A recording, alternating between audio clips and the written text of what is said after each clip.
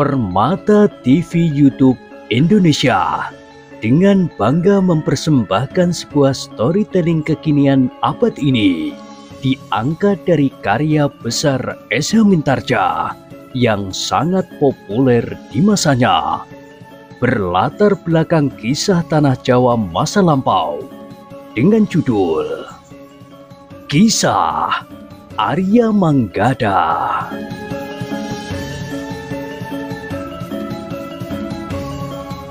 Pada kesempatan yang sangat baik ini, kita masuk pada episode yang ke-163. Selamat menikmati.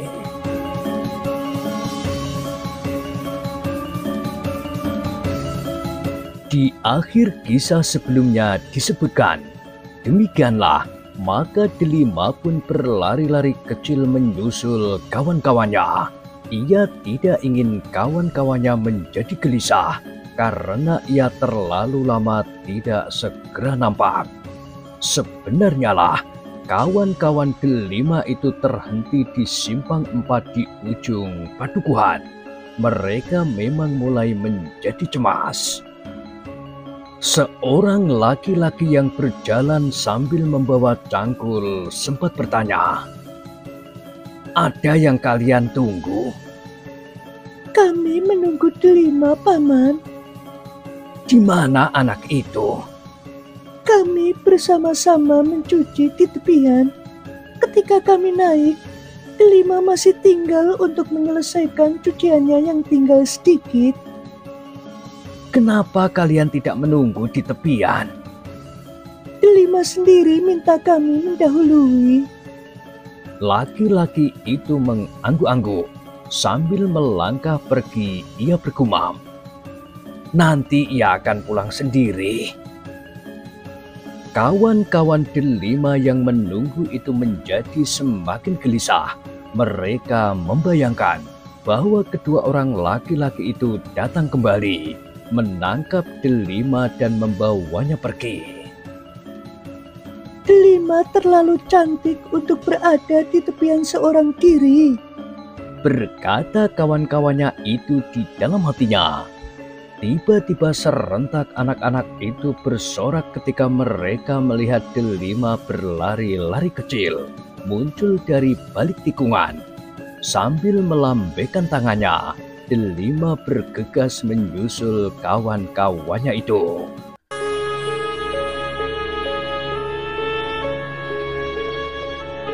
"Kau membuat kami cemas," berkata salah seorang dari kawan-kawannya itu. Delima yang sudah berada di antara kawan-kawannya, di sela-sela nafasnya yang tersengal-sengal, ia berkata, "Selembar cucianku jatuh di pasir tepian. Aku harus mencucinya kembali." "Jangan terlalu berani, Delima," desis kawannya yang sedikit lebih tua daripadanya. "Sebenarnya aku juga ketakutan, tetapi untunglah laki-laki itu tidak kembali. Besok kita tidak pergi ke tepian," berkata seorang di antara mereka. "Iya, tentu tidak. Jika kita pergi juga ke tepian dan terjadi sesuatu, itu adalah salah kita sendiri. Atau kita dapat mengajak 2-3 orang kawan laki-laki kita. Tetapi orang-orang yang nampaknya garang itu sangat berbahaya," sahut yang lain. "Anak-anak muda padukuhan ini tidak akan dapat melawan mereka." "Iya," berkata Delima. "wajahnya saja sudah menakutkan. Marilah." Seorang di antara mereka mengajak kawan-kawannya pulang. Ketika Delima sampai di rumah, ayahnya sudah siap pergi ke sawah. Namun Delima sempat bercerita bahwa ia bertemu dengan anak-anak muda yang sering lewat di tepian bersama Ki Pandi yang bongkok itu. "Apakah orang bongkok itu juga datang?" Tidak, Ayah. Orang bongkok itu tidak nampak. Namun kedua anak muda itu mendapat pesan dari Paman. Salam Paman bagi Ayah. Selebihnya, Paman memberikan pesan pula bahwa Paman tidak apa-apa. Paman baik-baik saja, Ayah. Syukurlah. Ayahnya mengangguk-angguk. Namun sebelum ayahnya bertanya lebih jauh tentang anak-anak muda itu, maka Delima pun telah menceritakan kedatangan dua orang laki-laki yang garang yang bertanya letak padepokan Kiai Banyu Bening.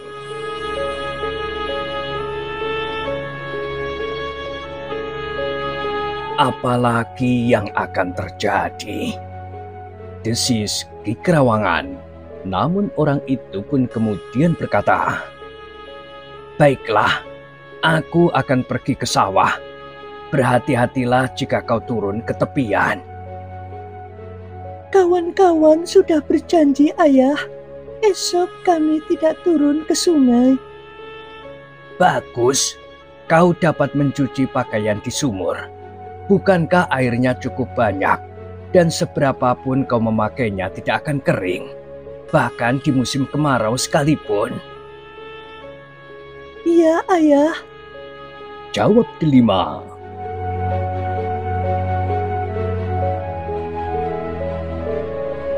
Dalam pada itu, Manggada dan Laksono telah melangkah meninggalkan tepian menyusuri tanggul. Namun Manggada tiba-tiba saja memperlambat langkahnya sambil berkata, "Kita harus mengambil jalan lain." "Kenapa?" bertanya Laksono. "Mungkin kedua orang laki-laki itu juga pergi ke padepokan. Sebaiknya kita menghindar agar kita tidak bertemu dengan mereka." Jawab Manggada. "Apa salahnya?" bertanya Laksono. "Mungkin akan dapat terjadi benturan." Laksono mengerutkan dahinya. Agaknya benturan kekerasan tidak menjadi persoalan bagi Laksono.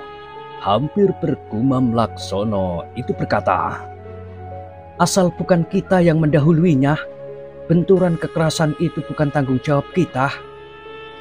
Kita belum tahu apa maksud mereka mencari padepokan Kiai Banyu Bening. Apapun maksudnya, jika mereka tidak bermaksud buruk, maka berselisih jalan pun tidak akan timbul persoalan. Tetapi, sebaiknya kita hindari mereka agar tidak menimbulkan persoalan-persoalan baru. Justru persoalan mereka yang sebenarnya bukan persoalan kita." Laksono tidak menjawab, tetapi ia mengikuti langkah Manggada yang mencoba menghindari kedua orang yang sedang mencari padepokan Kiai Banyu Bening itu. Karena itu, maka keduanya telah mengambil jalan melingkar. Meskipun dengan demikian, perjalanan mereka menjadi lebih jauh. Namun keduanya masih harus mengajak kedua ekor harimau Kipandi yang menunggu mereka di semak-semak. Ternyata kedua ekor harimau itu tidak beranjak dari tempatnya.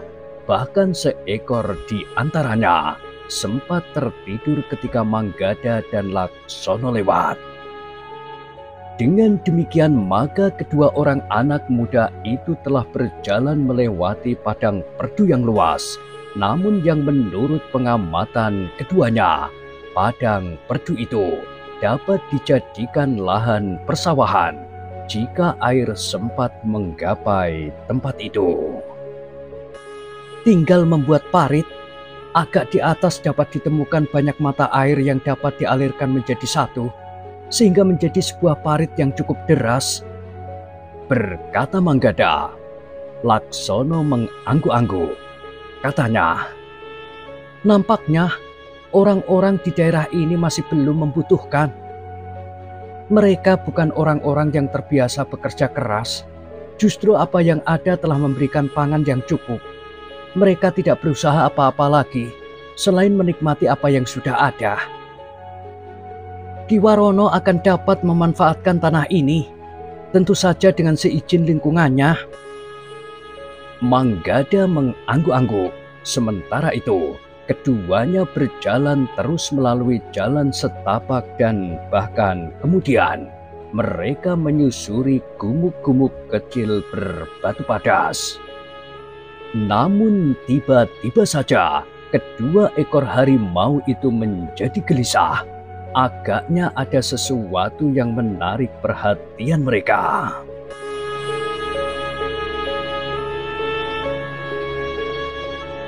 Manggada dan Laksono pun menjadi semakin berhati-hati.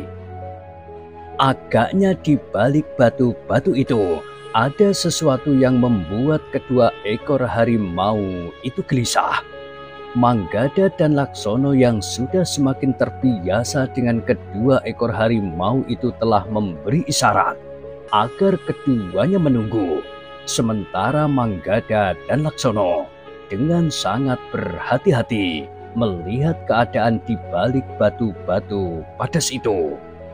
Keduanya tertegun ketika mereka mendengar suara orang yang sedang bercakap-cakap. Manggada dan Laksono pun segera mengetahui bahwa yang sedang berbincang itu tentu lebih dari 2 orang. Manggada pun kemudian memberi isyarat kepada Laksono untuk melangkah mundur. Agaknya Manggada tidak ingin terlibat dalam perselisihan dengan orang-orang yang tidak dikenal itu. Karena itu, maka Manggada menganggap lebih baik mereka tidak bertemu dengan orang-orang itu. Namun demikian, Manggada dan Laksono bergeser menjauh. Tiba-tiba saja mereka mendengar seseorang berteriak, "Hei, berhenti! Jangan bergerak!" Manggada dan Laksono saling berpandangan sejenak, tetapi mereka memang tidak beringsut dari tempatnya. Orang-orang yang berada di balik batu-batu padas itu pun mendengar teriakan itu. Karena itu, maka mereka pun berlari-larian melingkari batu padas itu.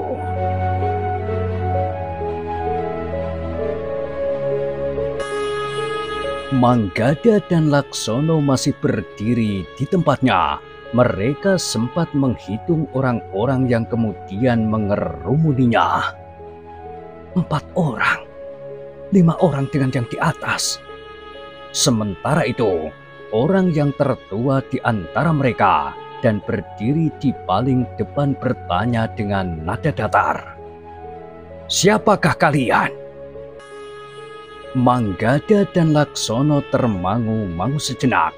Namun kemudian Manggada pun menjawab, "Kami datang dari padukuhan di pinggir sungai itu, Kisanak." "Untuk apa kalian datang kemari?" bertanya orang itu. Manggada pun menjawab meskipun agak ragu, "Kami sedang melihat kemungkinan untuk memperluas lahan sawah kami, Kisanak. Tempat ini memang sangat memungkinkan.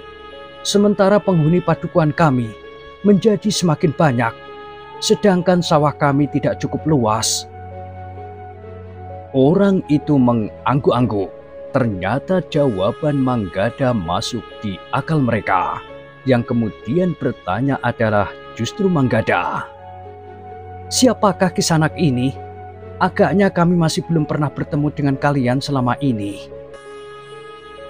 "Kami datang dari jauh," jawab orang yang tertua di antara mereka.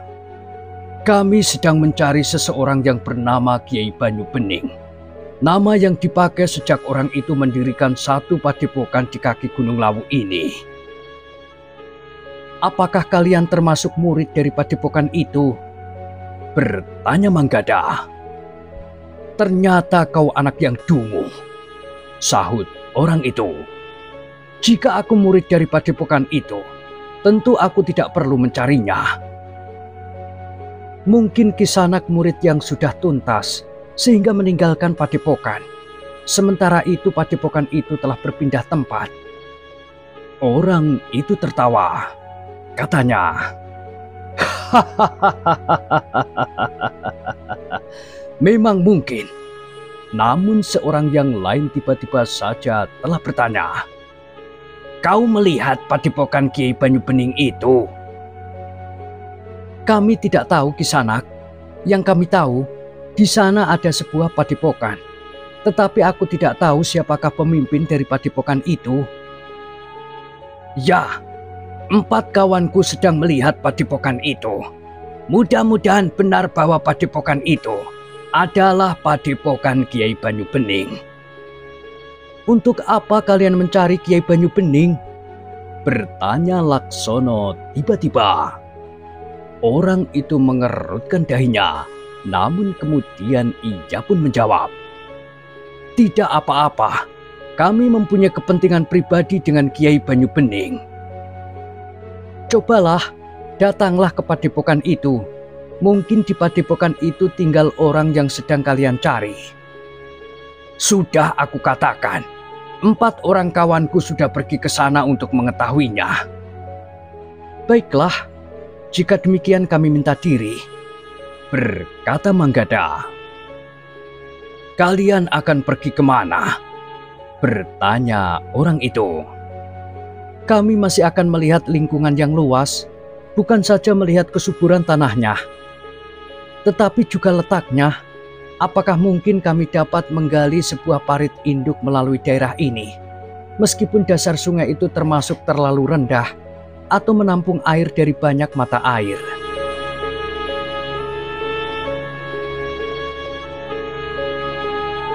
Orang tertua di antara mereka itu pun mengangguk sambil menjawab, "Pergilah, tetapi kalian tidak usah bercerita tentang kehadiran kami di sini.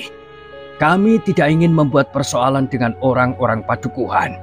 Sasaran kami terutama adalah Kiai Banyu Bening." Manggada dan Laksono mengangguk-angguk, sementara orang itu pun berkata selanjutnya, "Jangan membuat orang-orang padukuhan ketakutan. Kami tidak mempunyai persoalan dengan mereka, kecuali jika mereka sengaja mencampuri persoalan kami." "Baiklah," berkata Manggada, "kami bukan orang yang sedang mencampuri persoalan orang lain." "Bagus," sahut orang itu. "Pergilah, lakukan pekerjaanmu sebaik-baiknya." Namun Laksono tiba-tiba menyahut, "Kami sekaligus sedang menggembalakan ternak kami." "Ternak?" Tiba-tiba saja seorang di antara mereka bertanya, "Ternak apa? Kambing atau apa? Kami sudah lama tidak makan daging kambing. Jika kau menggembalakan kambing, tinggalkan seekor untuk kami." "Ternakku hanya 2 ekor, jawab Laksono.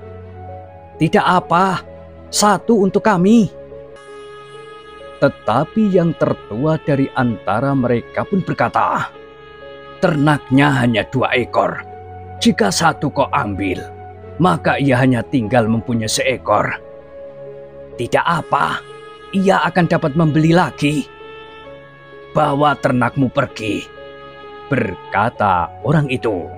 Namun agaknya yang lain berusaha memaksanya.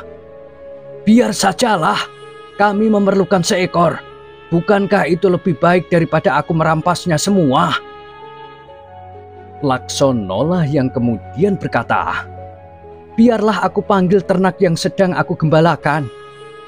Orang yang tertua itu menjadi heran.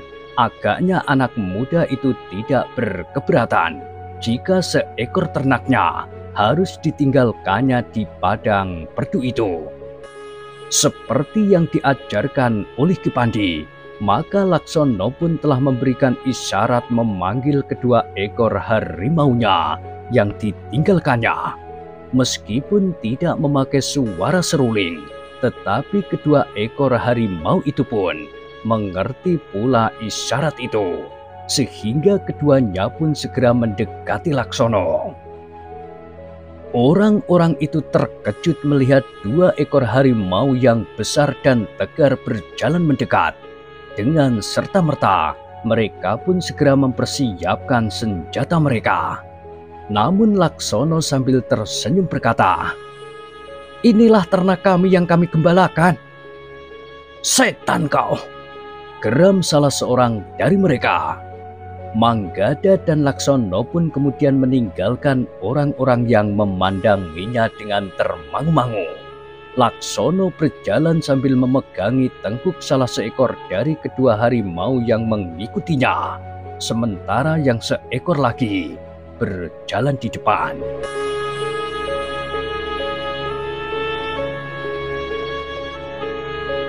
"Kau dapat membuat mereka curiga," berkata Manggada.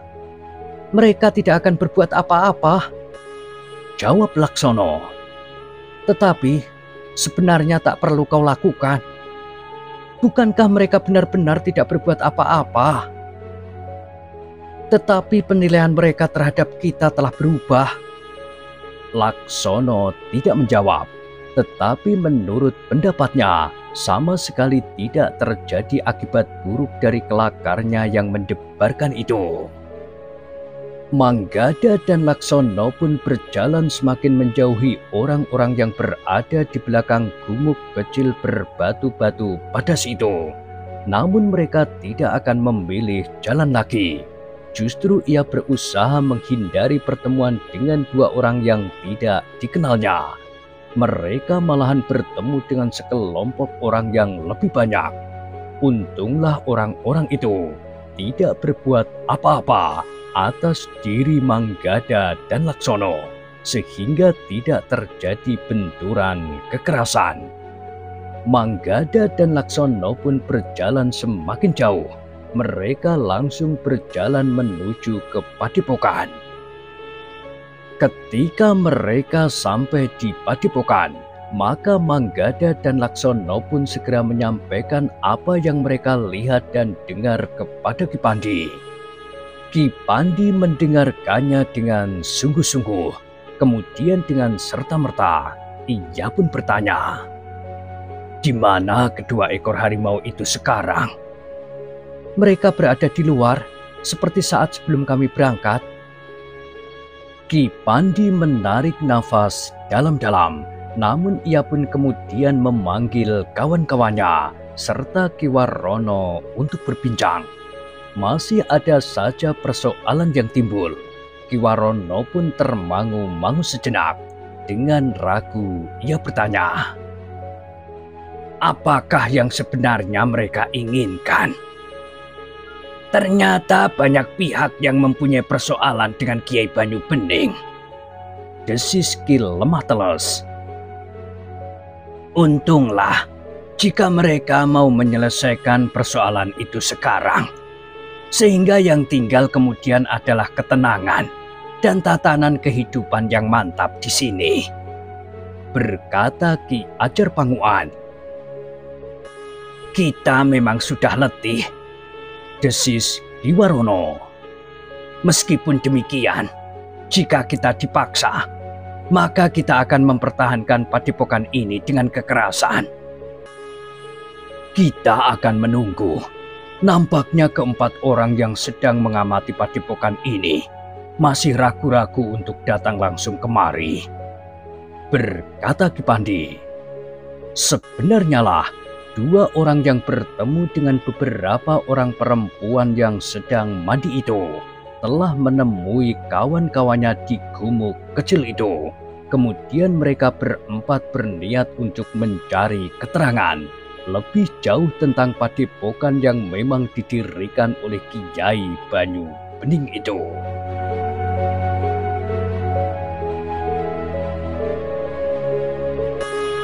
Akhirnya keempat orang itu dapat meyakinkan bahwa padepokan itu memang padepokan yang dipimpin oleh Kiai Banyu Bening, karena padepokan itu memang satu-satunya padepokan yang mereka jumpai di daerah itu. Seorang laki-laki tahu pasti bahwa padepokan itu adalah padepokan Kiai Banyu Bening. Hampir di setiap padukuhan telah didirikan sanggar untuk melakukan upacara. Meskipun demikian, orang-orang padukuhan itu masih kurang mengerti bagaimana keadaan padepokan itu setelah terjadi pertempuran-pertempuran yang menggetarkan jantung itu. Semua orang menunggu apakah yang sebenarnya telah terjadi di padepokan itu. Perang disusul dengan perang. Tetapi, bukankah sekarang tidak sedang terjadi perang itu? Bertanya salah seorang dari keempat orang itu. Tidak, Kisanak, jawab laki-laki itu. Tetapi keempat orang itu tidak langsung pergi ke padepokan itu. Mereka masih harus menemui kawan-kawan mereka untuk meminta pertimbangan apakah yang sebaiknya harus mereka lakukan. Ada di antara kita yang harus datang memasuki padepokan itu, berkata orang tertua di antara mereka. Siapa? Bertanya salah seorang kawannya. Aku sendiri, jawab yang tertua itu. Jangan sendiri. Siapa akan pergi bersamaku? Bertanya orang tertua itu. Seorang yang bertubuh sedang berkumis tebal berkata, Aku. Demikianlah, maka mereka berdua pun telah pergi ke padepokan yang tidak diketahui dengan jelas siapakah yang ada di dalamnya itu.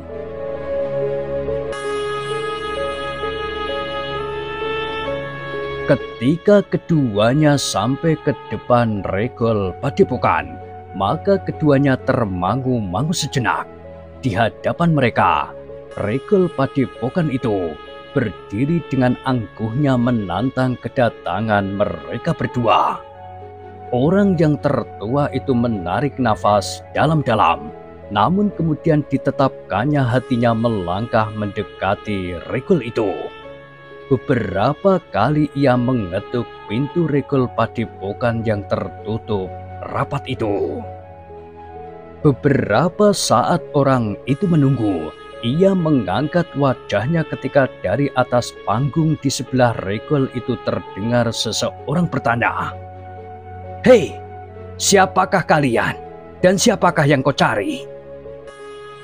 Perkenankan aku masuk, ada sesuatu yang penting, jawab orang yang berdiri di depan regol itu. Siapakah kalian? Bertanya orang yang ada di panggungan. Nanti akan kami jelaskan, jawab orang itu. Orang yang berdiri di atas panggungan itu memandang berkeliling. Ia harus memastikan bahwa tidak ada kemungkinan buruk yang dapat terjadi di saat regol padepokan itu dibuka.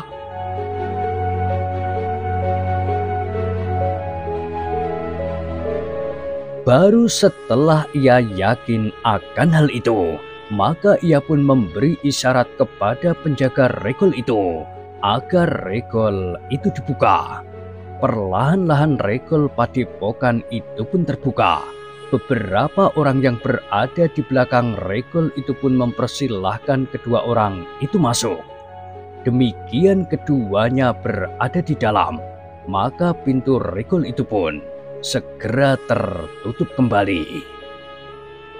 Siapakah yang kalian cari? Kami ingin bertemu dengan pemimpin padepokan ini, jawab orang itu. Siapa? Siapapun orang itu. Para petugas di regol itu pun termangu-mangu sejenak. Seorang di antara mereka berkata, Tunggulah, aku akan menyampaikannya. Orang itu pun segera menemui Kiwarono untuk menyampaikan keinginan kedua orang yang telah memasuki regol halaman padepokan itu. Kiwarono menjadi termangu-mangu sejenak, tetapi Ki Pandi yang mendengar pembicaraan itu berkata, Apakah tidak sebaiknya orang itu dipersilahkan naik? Kiwarono mengangguk sambil berkata, Baiklah, biarlah mereka naik. Sejenak kemudian, maka kedua orang itu sudah duduk di pendopo, ditemui oleh Kiwarono. Ki Pandi dan Ki Ajar Panguan. "Siapakah yang kalian cari, Kisanak?" bertanya Ki Warono. Kedua orang itu menarik nafas dalam-dalam. Dipandanginya sebuah bangunan batu yang ada di depan pendopo. Satu di antaranya menyerupai sebuah tugu. Di atasnya terdapat sebuah nisan kecil. "Kenapa nisan itu ada di sana?" bertanya orang yang tertua itu. "Nisan itu, nisan seorang bayi yang mati terbakar," jawab Ki Warono. Orang itu mengangguk-angguk. Katanya dengan pasti, "Aku akan berbicara dengan Kiai Banyu Bening." Ki Warono mengerutkan dahinya. Katanya, "Apakah kalian mempunyai kepentingan dengan Kiai Banyu Bening?" "Ya, Kisanak," jawab orang itu. "Persoalan apakah yang kalian bawa?" "Aku akan menyampaikannya sendiri. Tetapi setiap orang yang datang untuk menemuinya harus memastikan persoalan apakah yang akan dibicarakannya.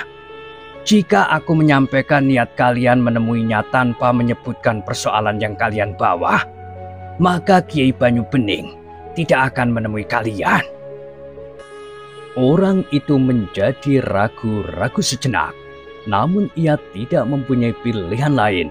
Karena itu, maka katanya, "Baiklah Kisanak, jika hal itu menjadi syarat untuk dapat bertemu dengan Kiai Banyu Bening."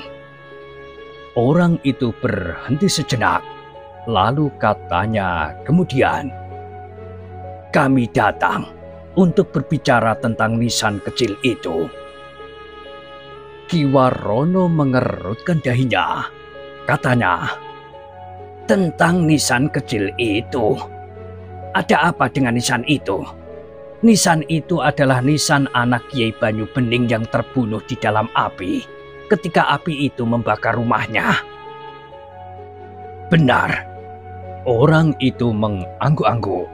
Ia menjadi yakin bahwa ia telah datang ke tempat yang benar. Sementara itu, orang itu berkata selanjutnya, "Persoalan itulah yang akan aku bicarakan dengan Kiai Banyu Bening."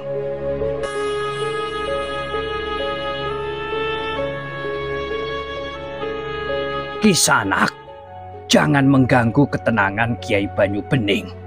Sejak lama ia berusaha melupakan persoalan yang terjadi pada anaknya itu. Jika Kisanak membicarakannya lagi, maka hatinya yang luka itu akan berdarah kembali." "Aku tidak dapat berbuat lain Kisanak," jawab orang itu. Bahkan kemudian katanya, "Bukankah nisan itu selalu mengingatkannya kepada anaknya itu?" "Tetapi tugu batu itu merupakan tempat yang sangat berarti baginya. Tempat itu merupakan sumber kekuatan dan ilmu Kiai Banyu Bening." "Sudahlah Kisanak," berkata orang tertua itu. "Aku ingin berbicara dengan Kiai Banyu Bening. Persoalan ini hanya diketahui oleh Kiai Banyu Bening. Setelah bertahun-tahun kami mencarinya, maka kini kami sudah menemukannya di sini." "Apakah kau pernah bertemu dengan Kiai Banyu Bening?" bertanya Ki Warono tiba-tiba. Orang itu termangu-mangu sejenak. Dipandanginya orang-orang yang duduk di sekitarnya. Dengan ragu-ragu ia berkata, "Sudah Kisanak, tentu sudah." Tetapi Ki Warono itu pun berkata, "Jika sudah, kenapa kau tidak tahu bahwa Kiai Banyu Bening duduk di antara kita sekarang ini?"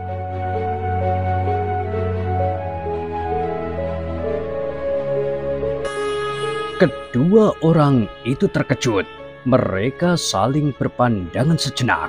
Sementara Ki Warono berkata selanjutnya, "Mungkin kalian pernah melihat 10 tahun yang lalu, atau bahkan lebih, sehingga kalian tidak dapat mengenalinya lagi. Sepeninggal anak bayinya, perubahan itu terlalu cepat terjadi, sehingga Kiai Banyu Bening menjadi cepat nampak tua. Kedua orang itu nampak ragu-ragu. Sementara itu, sambil memandang Ki Ajar Panguan, Ki Warono itu berkata, "Apakah kau dapat mengenalinya?" Kedua orang itu memandang Ki Ajar Panguan dengan penuh keraguan-raguan. Sementara itu, Ki Ajar Panguan sendiri agak terkejut mendengar pernyataan Ki Warono itu.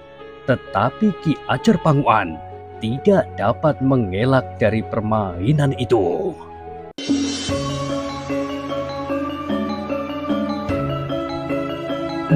Nah, bagaimanakah kisah selanjutnya? Silakan ikuti terus kisah Arya Manggada pada kesempatan berikutnya. Sampai jumpa.